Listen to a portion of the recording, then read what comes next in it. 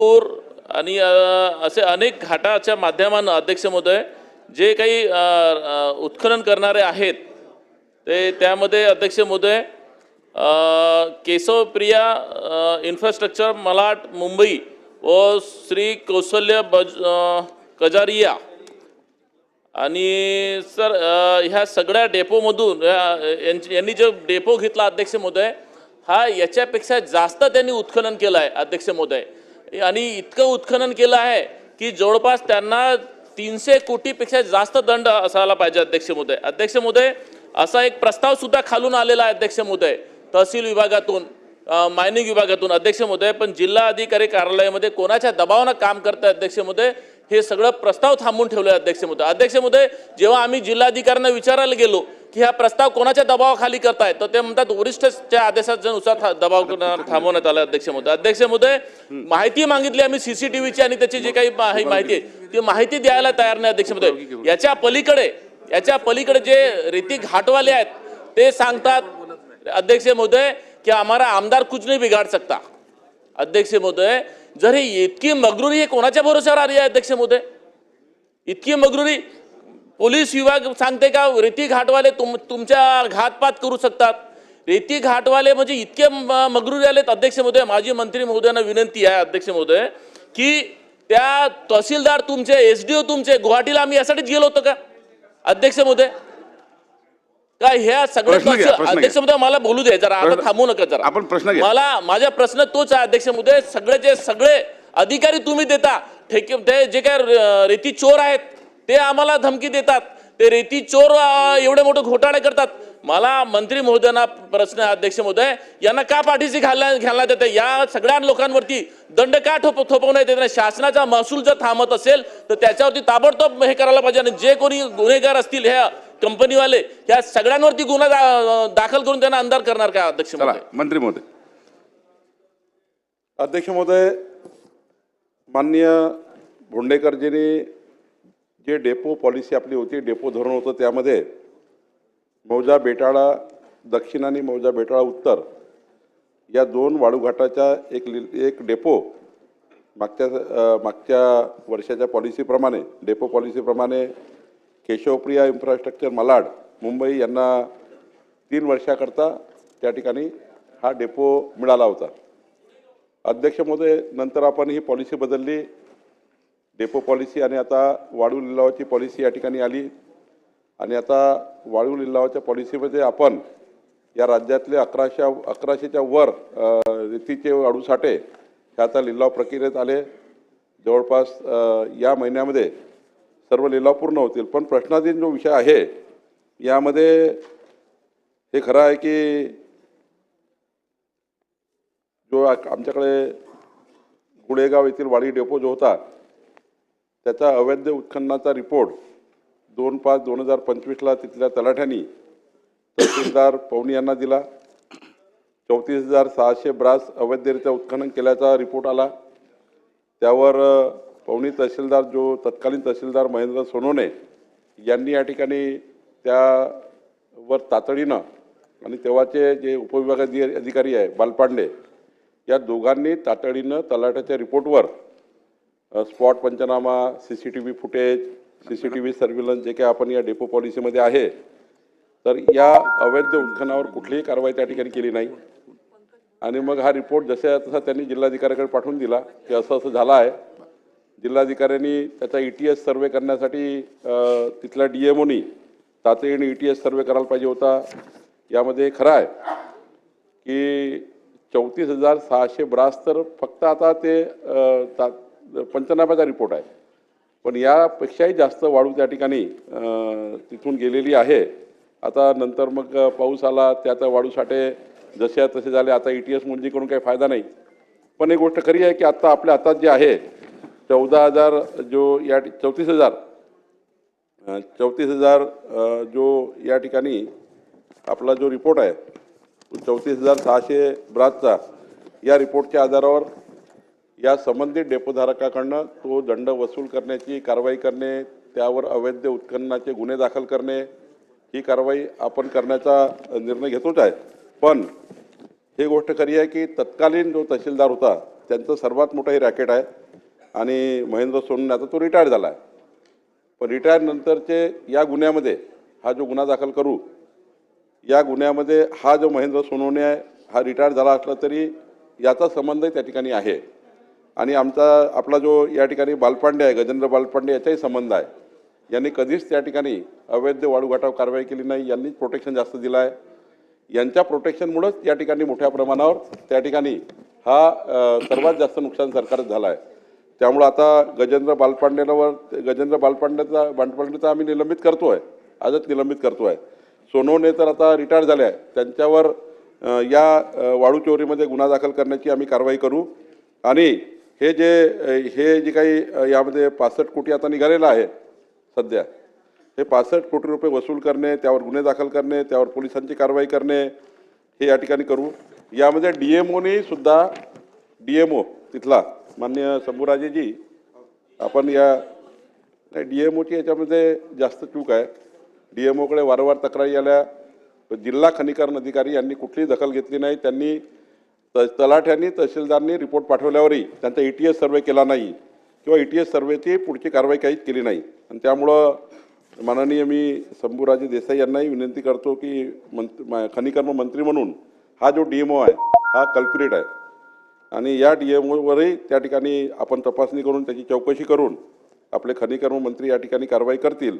पण आम्ही आता महसूल म्हणून तिथला जो तत्कालीन SDO होता त्यावर त्या ठिकाणी त्यांना निलंबित करणे, जो आम्ही पोलिसामध्ये गुन्हा दाखल करणार आहोत त्या गुन्ह्यामध्ये बालपांडे आणि सोनवणे या दोघांची चौकशी आम्ही करायला लावू.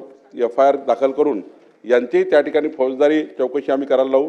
आणि जे 65 कोटी रुपयाचा आज जे प्राथमिक अंदाज आहे याबद्दल वसूल करणे आणि ती कंपनी जी आहे त्या कंपनीवरही या ठिकाणी हे गुन्हे दाखल करण्याची कारवाई सरकार करेल. पुढे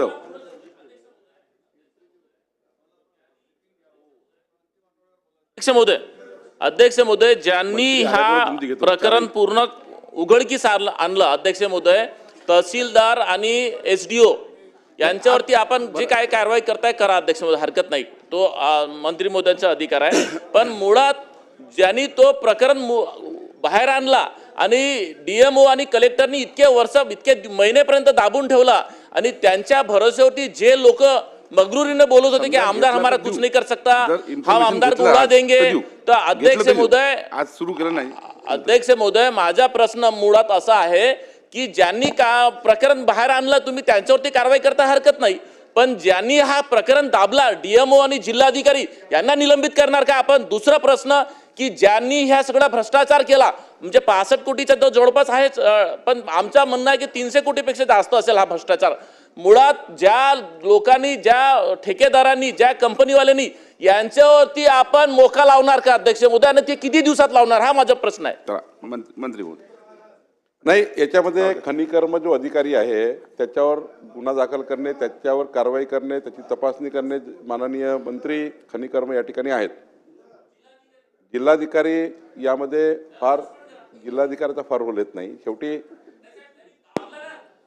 दाबलं नाही आहे. त्यांनी फक्त आपल्या DMOनी ETS सर्वे करायला पाहिजे, तो केला नाही. ETS सर्वे करायला पाहिजे होता, तो केला नाही.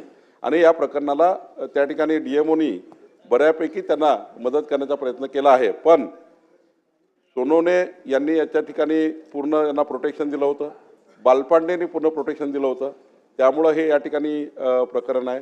खरं तलाठ्याने त्या ठिकाणी हा रिपोर्ट दिलेला होता पुढे जाऊन. आणि त्यामुळं मला असं वाटतं की या ठिकाणी आपण कारवाई फौजदारी करतोय. 65 कोटी अंदाजित जे काही दंड आणि आला आहे त्यालाही आपण वसुलीची कारवाई करू.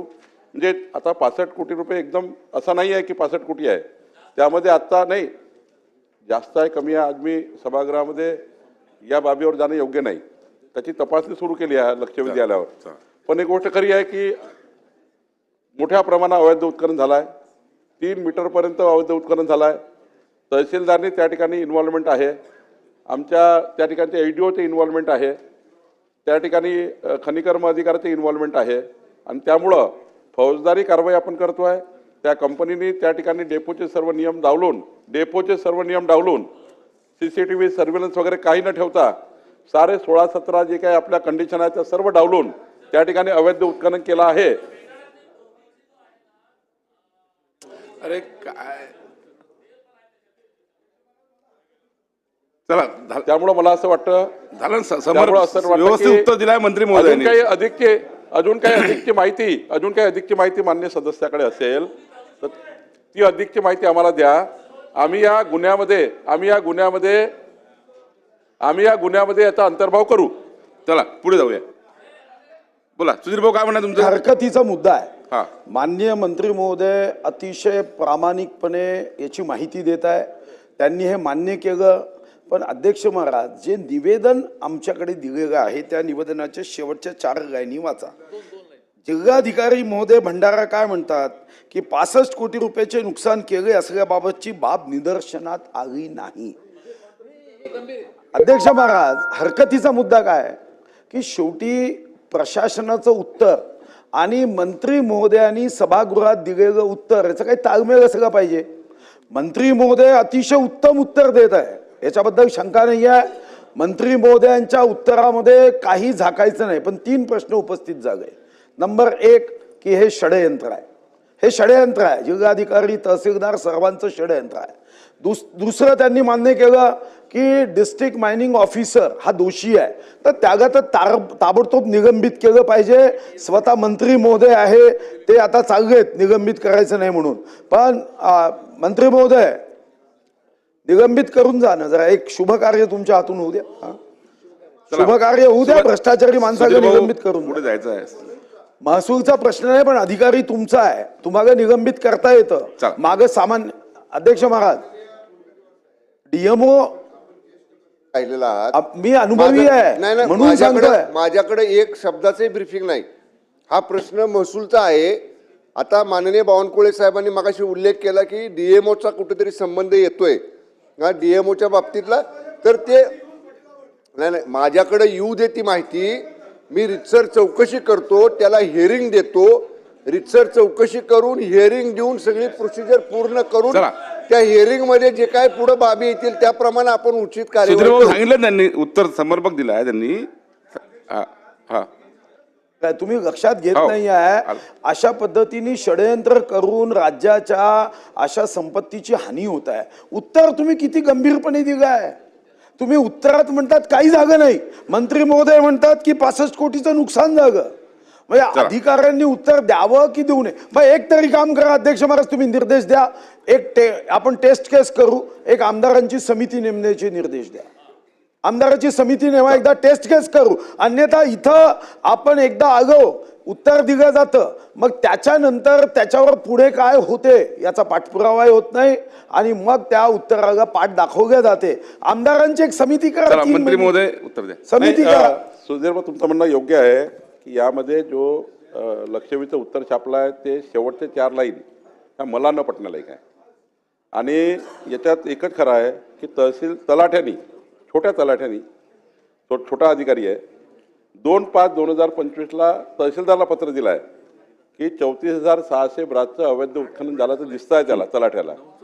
तरी तहसीलदार कारवाई करत नाही, तरी एचडीओ कारवाई करत नाही, तरी डीएमओ कारवाई करत नाही. म्हणजे तलाठी हा आता प्रामाणिकपणे सांगतोय की एवढं उत्खनन झालं. 34,000 हे 65 कोटी कुठं आणले आहे हे जरी मान्य करत नसले, मग त्यांना मी एवढंच विचारलं की बाबा तलाठी मान्य करतोय, तलाठ्याने तुम्हाला रिपोर्ट दिला की एवढे 34,600 ब्रास उत्खनन झाला आहे, तरी 65 कोटी याच्यावर निघाले आहे.